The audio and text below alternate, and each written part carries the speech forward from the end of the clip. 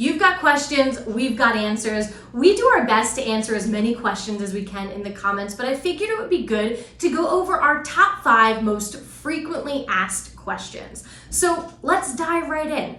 Question number 1. This is a big one that I get asked probably multiple times per day. And it's, if you're telling me I need to eat more calories in order to improve my metabolism, will I gain weight from eating those more calories?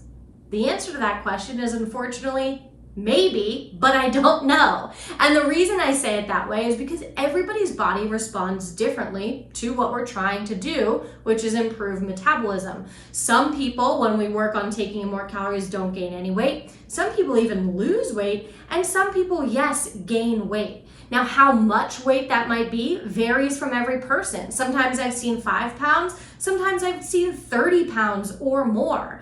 And so on that higher end, a lot of people are like, well, that's insane.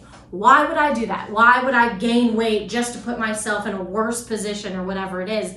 But remember, what we're trying to do here is get your body to function the way that it should be functioning. So in this scenario, we can assume that your metabolism was too low, meaning well below where it should be. The option there isn't to just feed you less and less and less and less until you're eating 800 calories a day and have no energy and are binging because you're starving yourself. If it takes the longer road, meaning spending a little bit of time improving your metabolism by eating more calories, while your body maybe does gain a little bit of weight, to then appropriately lose weight in a way that's not going to starve you and have you eating really low calories and put you on this fad diet cycle, the long road is worth it. So the short answer there is yes, you might gain a little bit of weight, but that's part of this process to get you off of the fad diet cycle and to get you off of the trajectory where you're finding yourself gaining 5 and 10 pounds every single year. So hang in there, it's worth it. Question number 2, what do I do if I'm bloated all of the time?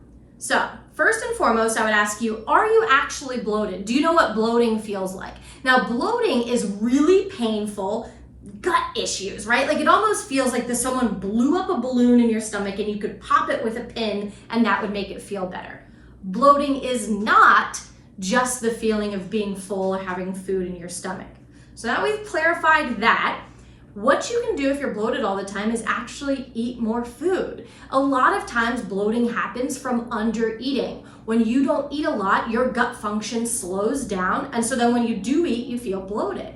How you can get that gut function to pick up is by eating more food. And in most people that I work with, when they take in more calories, that bloating actually starts to subside. So start there. Question number 3. Now this one, Michelle has been doing lots of videos on about intuitive eating, but I just wanted to answer this one quickly. And it's, how can I intuitively eat if I never get hungry? And the answer there is that you actually have to work to learn to intuitively eat. If you're someone who never feels hungry, chances are that's because you've been restricting your intake or maybe fad dieting or something like that, and your body has responded. Remember, our bodies are really good at adapting, sometimes for better and sometimes for worse. And in some ways that your body's going to adapt is by not sending you hunger and fullness cues because you ignored them for so long.